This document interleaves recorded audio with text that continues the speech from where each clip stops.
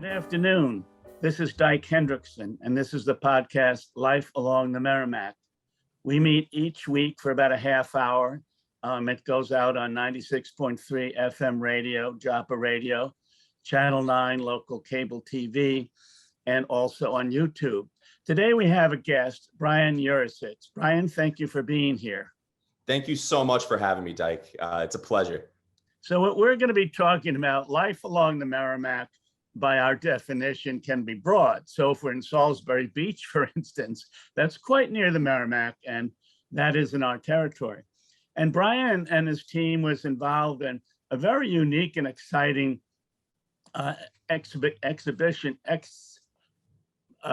event last week.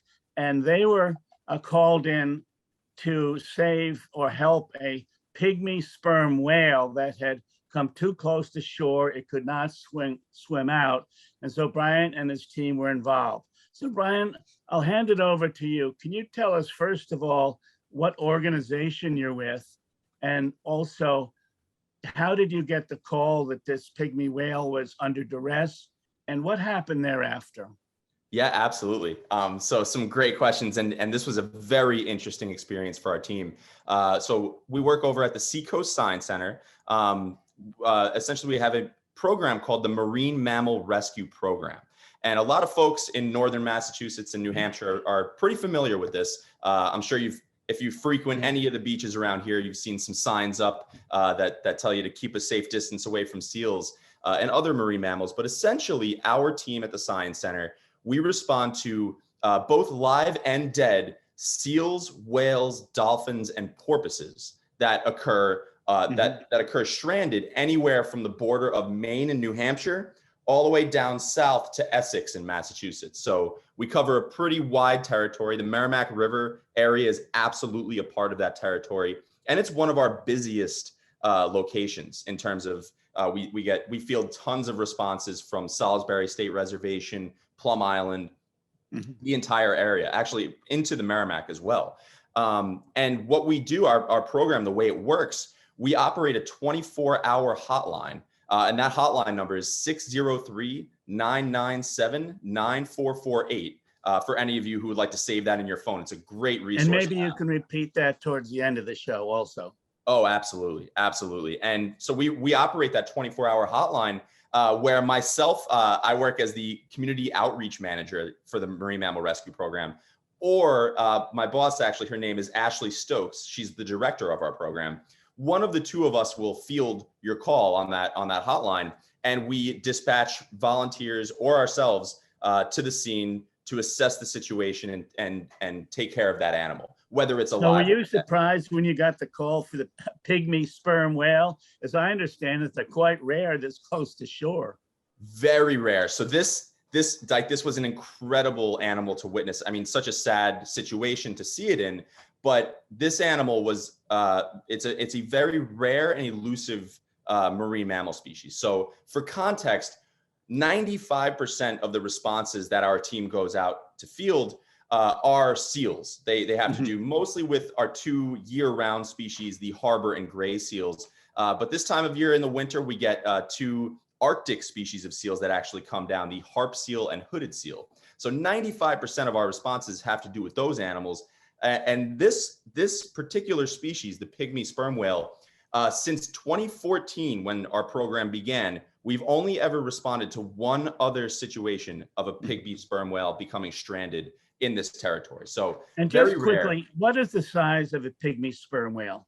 Yeah, so it's almost like an oxymoron. You'd think that they'd be small, but they are. This animal in particular was 9.5 feet long, and we estimated it to be 700 pounds. So these are not small animals. Their name is pygmy because there is when you think of larger species of sperm whale, your typical sperm whale. Actually, you might see on this painting behind me. That's a painting that we drew. But yes, sperm whales get to be much larger than that. Pygmy sperm whales are a separate species, but they are similar. They live very far out at sea in the open ocean. They're a deep diving species. And so they look very strange in their appearance. And that's because they're adapted to living life in such high pressures and deep ocean environments with no light, anything like that. They're truly unique animals. Did you think of tagging it or some such way of, I know with many sharks, for instance, sharks are tagged and people can follow their missions. Did you think about doing this, or was your safety a concern? So that's a great question, Dyke.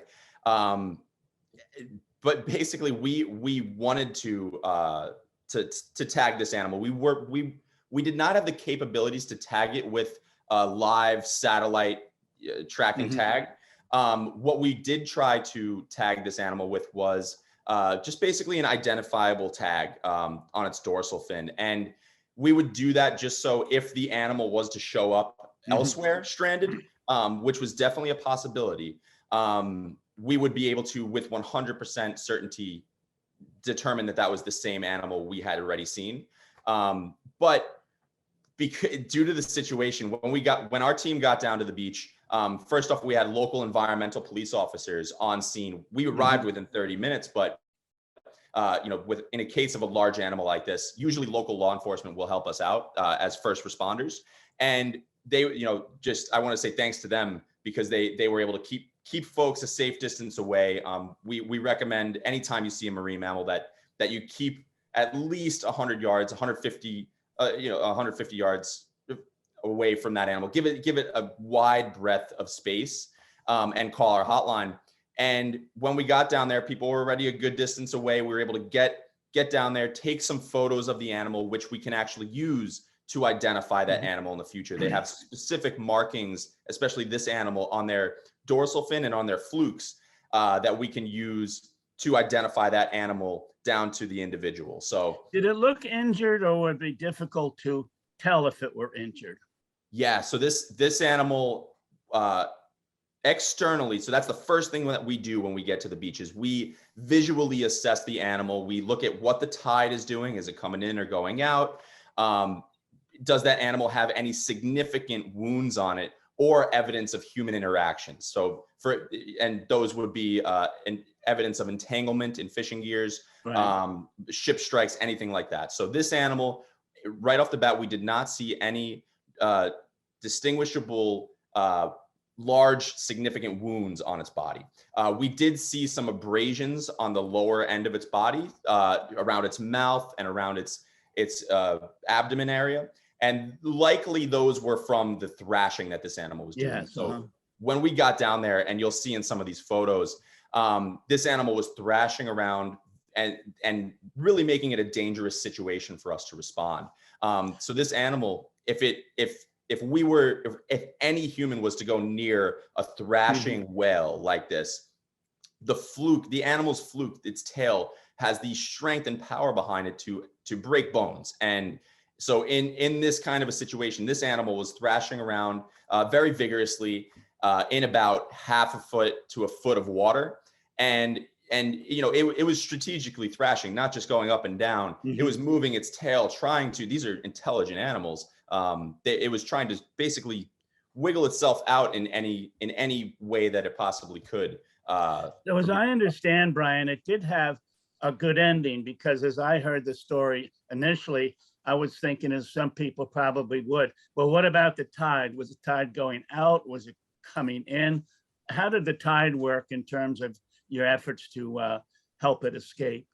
Exactly. So that's a really good question. So in our decision making, we come in there, we do this visual assessment. We figure that this animal, it's too dangerous for our team to go anywhere near it, to even try and tag it, let alone try and refloat a 700-pound animal. The temperatures were freezing. This was right before those temperatures dropped and hit about zero. And we were out there for about 4 hours in a saltwater environment. It's very cold, very dangerous. So given that, and we also did know that the tide was coming in, and that high tide would be just after sunset.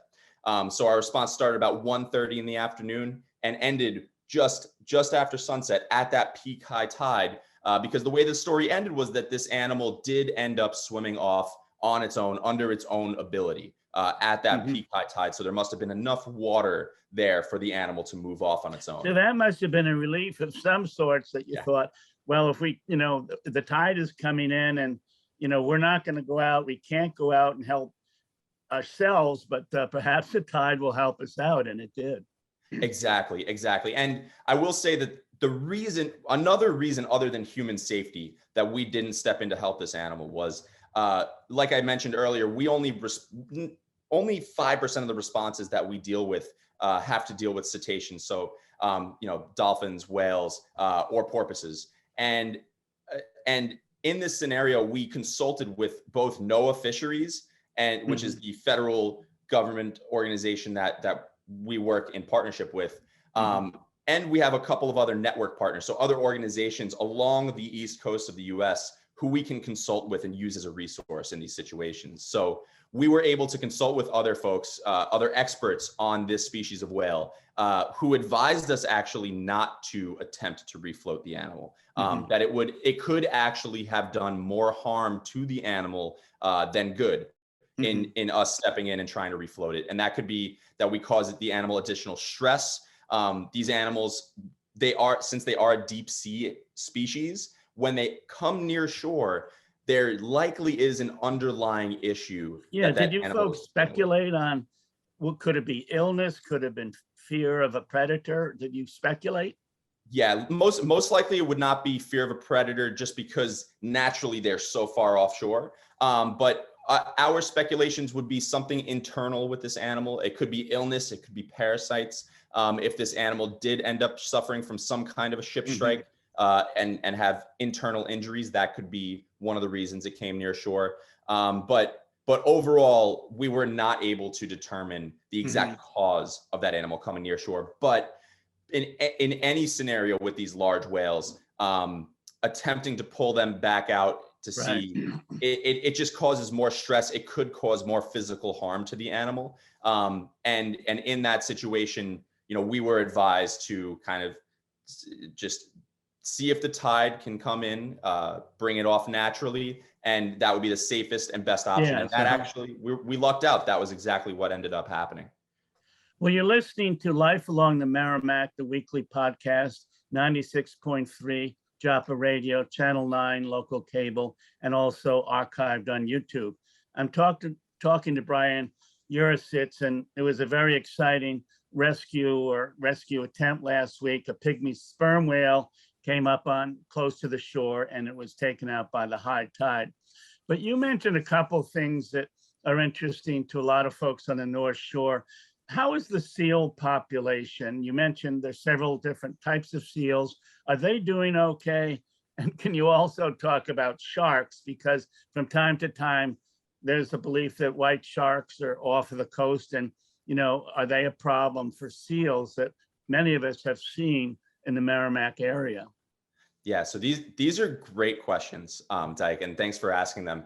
And this topic comes up in nearly every webinar, every outreach event that we do. The public is very interested in this topic. And in short, there's two species of seals that are year-round residents in our waters. And I mentioned them a little bit earlier, but they are the gray seal and the harbor seal. And up here in northern New England, the predominant species that we really see are harbor seals. These animals, harbor seals, they have their pups in the spring, early summer months, and you'll see their pups out on the beach kind of all through the summer. And that season itself keeps us the busiest. And harbor seals, actually, speaking just about this one species, harbor seals have actually, in the past few years, they suffered what's called an unusual mortality event, which is any case where something causes an unusually large number of animals of a certain marine mammal species to show up deceased on our beaches or deceased in the ocean. It's basically a large die-off. And this die-off, this unusual mortality event, was caused by a disease called phocine distemper virus. So something kind of similar to what people experience with their dogs at home. And It is a disease. It goes around populations of wild animals, similar to what we're dealing with right now with COVID, as humans. And this natural occurrence did lead to a large decline in the harbor seal species here. So currently, harbor seals, their population has leveled off. So it's not really growing exponentially, and it's not declining exponentially. It's right at about a steady rate right now. The other species that we do see very frequently up here is gray seals, and gray seals are what you think of when you think of Cape Cod, and you hear a lot of these news stories that are going out, especially in the summertime. But gray seals, we don't see as frequently up here. We are starting to see some cases of very young gray seal pups within our response territory. So in the past, we didn't really see too many gray seals, especially gray seal pups in our area from New Hampshire down to northern Mass. They were more concentrated south of northern Massachusetts, so closer to Cape Cod. But we are monitoring a slight increase in caseloads of these gray seal pups being found around our territory. And this is something that, our program, when we respond to these animals, we're collecting valuable scientific information about these species. What is your take on the, white sharks? Ever since the movie Jaws years ago, the great white shark has had quite a reputation in New England, on the Cape, etc. Yep. The water is getting warm in the Gulf of Maine. I think that's acknowledged. Is that bringing more sharks up here, or not necessarily? So I will preface this by stating I'm not necessarily a great white shark expert. Right.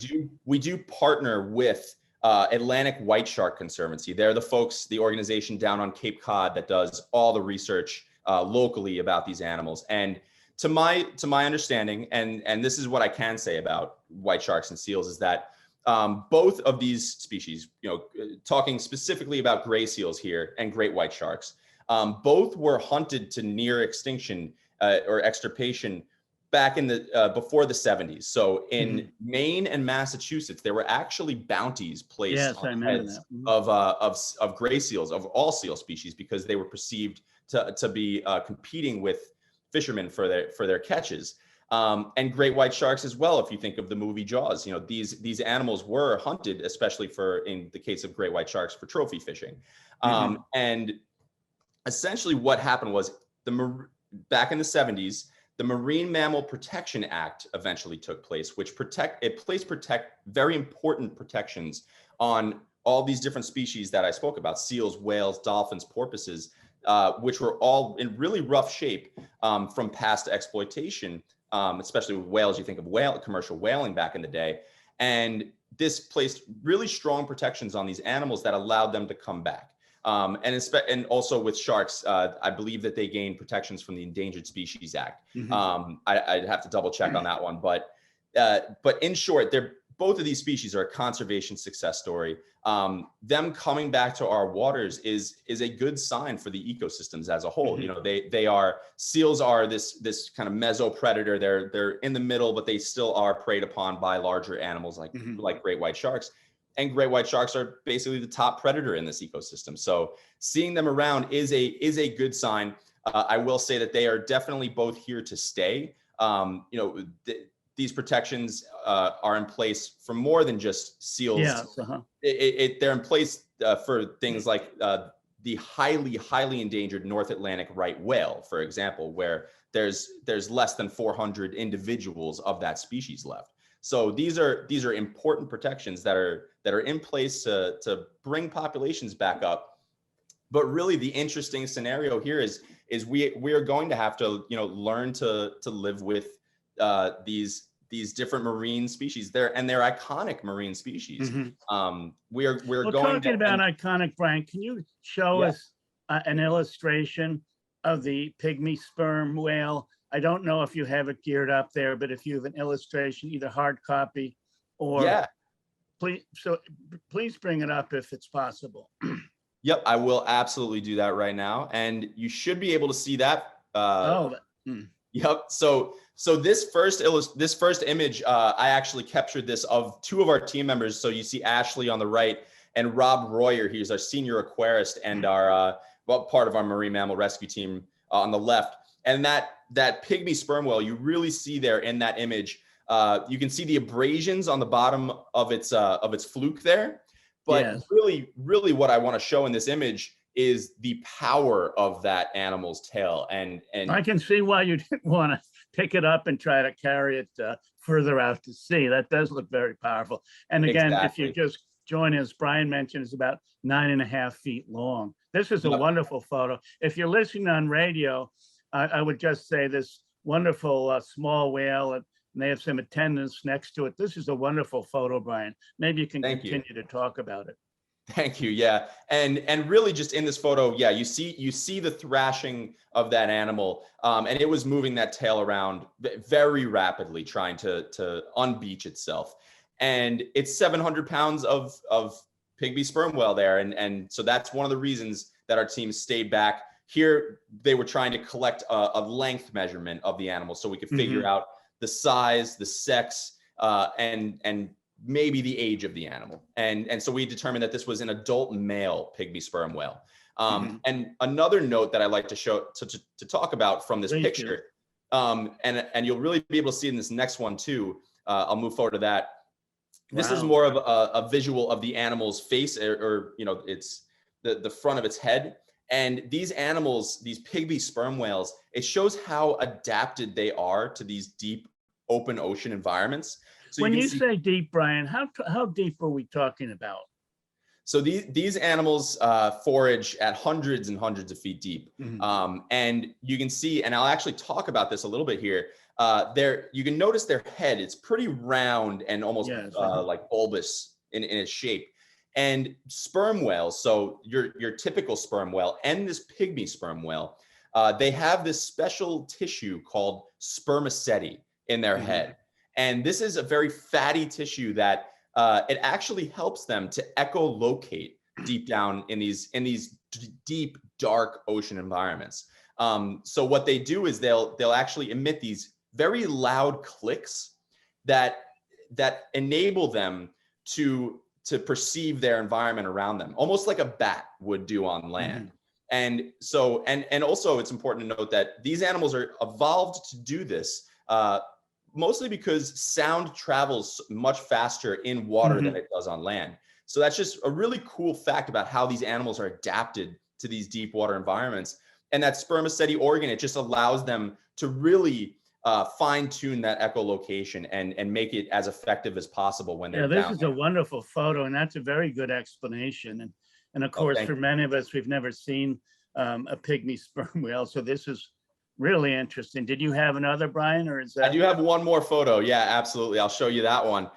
So this is just another angle of this pygmy sperm whale thrashing around in the ocean. So something that I would even note from this, it was a comment that I received from a lot of other beachgoers, was that this animal almost looked in its appearance like a shark, or what I would say is like, especially from this photo, it almost looked very similar to a basking shark. And that was a comment that we did receive quite frequently when we were on the beach. But yeah, it's just incredible to see, especially in this photo, you're able to see those identifiable markings on the animal's fluke, so on its tail. You can really see these indentations, which would be unique to this individual. And it's why one of the first things that we do when we go down to these responses is take as many photos as we possibly can. And it's something that I also would ask any of the listeners out there. I know that in the Merrimack River region, there's tons of bird watchers, photographers. It's an incredible landscape to photograph. If you are a photographer, one of the most valuable things, if you call in an animal to us, is to take photos. That is extremely valuable for us. We're able to collect data from those photos. We're able to figure out what species it is. Is it male, female, how big? It really helps us know what we're stepping into when we get down to the beach. And can you repeat the name of your organization and the name of the phone number that you would be available on? Yeah, absolutely. So we're with the Seacoast Science Center. And again, we're the marine mammal rescue team over there. And our hotline is not 603 997-9448. And I highly recommend that anyone out there listening save that number into their cell phone. That way, if you ever come across one of these animals on the beach, you can just look right up in your contacts, Marine Mammal Rescue, Seacoast Science Center, and then you can give us a ring, and either myself or my coworker Ashley, who's the director of our program, will field your call and actually talk you through the steps that you should take as the first person on scene. Well, Brian, we're just about out of time, but I just wanted to ask you quickly about dolphins and porpoises. Are they up here on the North Shore? I haven't been that familiar with them, but do you see them from time to time? Yeah, absolutely. Actually, last month we helped with a response to a common dolphin down in Gloucester, and essentially we see most commonly two species of dolphins. They're the common dolphin and the Atlantic white-sided dolphin. And usually folks won't see them too close to shore. For the most part, they spend time a little bit more offshore. For example, if you're on a fishing vessel, or taking a cruise between the Isles of Shoals up here, for example, you might have a better chance at seeing one. And in terms of porpoises, so we have one species called the harbor porpoise that exists up here. They're pretty elusive animals. For the most part, we have the most responses to these animals in the springtime, but they're essentially smaller versions of dolphins, and they have a more bluntly shaped nose or beak instead of the long beaks that you think that any dolphin species might have. So that's kind of the difference between the two. But yeah, every now and then we do see one of these animals come to shore. And when we respond to them, we collect important data that I've been talking about. That's a real key to our program, is all that data collection that we take on these animals. Well, this has been great. We're just about finished. Again, this is Life Along the Merrimack, 96.3 FM radio, Joppa radio, Channel 9 cable, and it will be archived on YouTube. And again, we're talking with Brian Yurasits, who is part of a team that found or were directed to a pygmy sperm whale last week. And it's a good tale because the high tide came. When you looked at the tide tables, Brian, you folks must have said, well, we have one thing working in our favor. The tide is coming in. Exactly. It was cold. We had the resources that we had at hand, and really we were very thankful that tide was coming in. It made our lives easier, and it made that decision to back off of the animal and see if it could get out on its own much easier. And we did have this success story, but I will say we are still keeping an eye out for this animal. We've spoken with other stranding organizations in Maine and Massachusetts, so that to the north and south of us. So if this animal comes up anywhere, we should learn more about it. My fingers are crossed that it doesn't, but but you never know. We need to be prepared for anything, and we are prepared. This is why it's great. It's great to be able to talk with all these awesome folks out here in Newburyport and along the Merrimack. The animal first showed up in this area. So if you do see this animal, again, our hotline is 603-997-9448. So give us a call if you see anything that looks like this animal, or any other live or dead stranded animal, marine mammal on the beach. Well, thank you, Brian. You've been a great guest, very knowledgeable for us who love the river, love the ocean, and maybe Absolutely. we could have you on later in the year as spring and summer is coming around, and we can talk more about the river and the ocean. So this is Dyke Hendrickson. We're going to sign off. Brian Yurasits, thank you very much for being with us, and I look forward to seeing you again. Thank you also for bringing those photos. They were just terrific. Yeah. Thank you very much. Thank you so much. We'll see you next week. Bye-bye.